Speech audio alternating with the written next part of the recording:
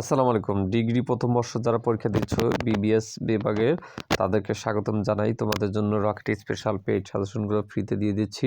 এই ভিডিওটা ফ্রিতে পুরো সাজেশন পাওয়ার জন্য প্রথম থেকে শেষ পর্যন্ত পুরো ভিডিও দেখতে হবে, তাহলেই তোমরা এই সাজেশনটা একদম সম্পূর্ণ বিনামূল্যে পেয়ে যাবে।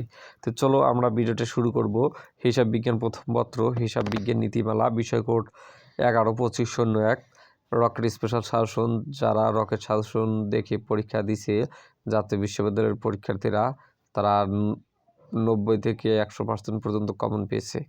তো তোমাদের বড় বাইরে থাকলে তাদেরকে জিজ্ঞেস করে নিও। ক বিভাগ আলোচনা করব।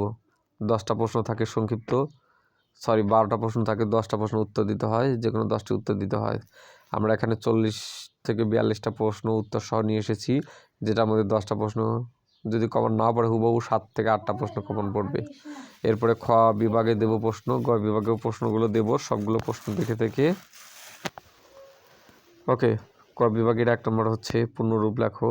GAAP IFRS FASB ICAB AICPA।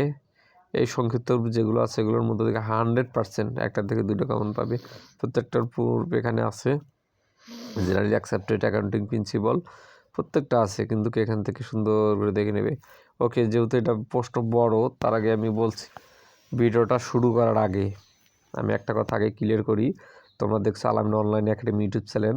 আমাদের এই ইউটিউব চ্যানেলে জাতীয় বিশ্ববিদ্যালয়ের যাবতীয় নোটিশ, পরীক্ষার সাজেশন থেকে শুরু করে রুটিন এবং ফর্ম ফিল আপ সহ সব কিছু এডুকেশনাল বিষয়গুলো এই চ্যানেলে আপলোড করা হয়। আমাদের 2টা চ্যানেল, একটা আল-আমিন ডিভিডি আর একটা আল-আমিন অনলাইন একাডেমি।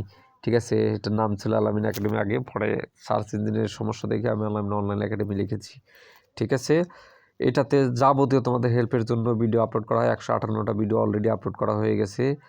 ঠিক আছে, তোমরা দ্রুত চ্যানেলটিকে এখনই সাবস্ক্রাইব করে নাও, বেল বাটন বাজিয়ে দাও, এবং যে ভিডিওটা দেখতেছো অবশ্যই ভিডিওতে একটা কী করো, লাইক দাও, এবং এই ভিডিওটা ফেসবুকে শেয়ার করে দাও। এই যে দেখো আল-আমিন ডিভিডি লেখা আছে, আমাদের সেকেন্ড চ্যানেল যেটা।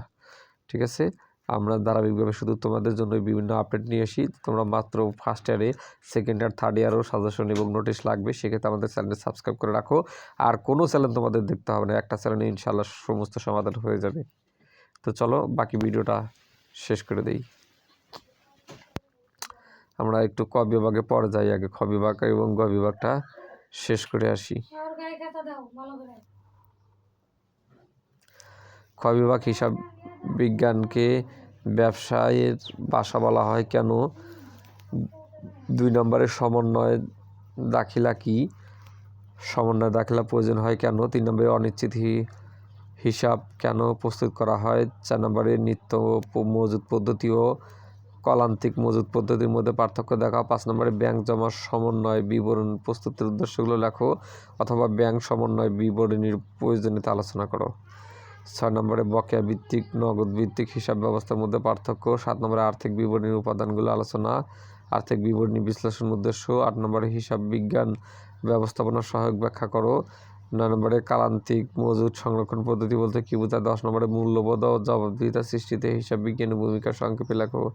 11 নম্বরে হিসাব বিজ্ঞানের ধারণাগত কাঠামো বলতে কী বোঝায়? 12 নম্বরে সমাপনী দাখিলা বিপরীত দাখিলার মধ্যে পার্থক্য। 13 নম্বর হিসাব বিজ্ঞানের নৈতিকতা কী? আর্থিক বিবরণী গুণগত বৈশিষ্ট্য লেখো। 14 নম্বর আর্থিক অবস্থার বিবরণী কী? এবং গ বিভাগের হচ্ছে ব্যাংক সমন্বয় বিবরণী কি? নগদ বই, পাস বইয়ের উদ্ধৃত গড় মিলের কারণ আলোচনা, অথবা ব্যাংক সমন্বয় বিবরণী কেন তৈরি করা হয়? নগদ বই ও পাস বইয়ের উদ্ধৃতের মধ্যে পার্থক্য, কারণসমূহ লেখো। হিসাব চক্র কি? হিসাব চক্রের বিভিন্ন ধাপসমূহ।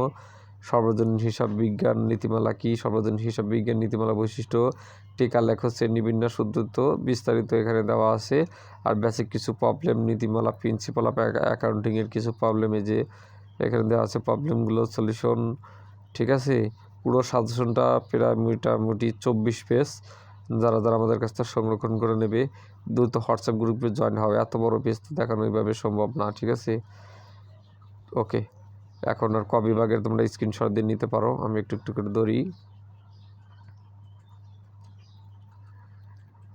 স্ক্রিনশট। ওকে, পড়তে পার্ট ওই জায়গা থেকেই ধরেছি, স্ক্রিনশট দিয়ে নাও। যারা যারা পিডিএফ ফাইল সমস্ত সাজেশন পরীক্ষার আগে সংরক্ষণ করবে আমাদের কাছ থেকে উত্তর সহ পাবে, উত্তর ছাড়াও পাবে। উত্তর ছাড়া হচ্ছে 100 টাকা, সবগুলো সাজেশন, আর উত্তর সহ 200 টাকা। সংরক্ষণ দ্রুত কমেন্ট করো যেন আমার পেজ সাজেশন লাগবে, তাহলে আমরা তোমাদের সাথে যোগাযোগ করব। ঠিক আছে, ওকে, সবাই ভালো থাকো, সুস্থ থাকবো, দেখা হবে পরবর্তী ভিডিওতে।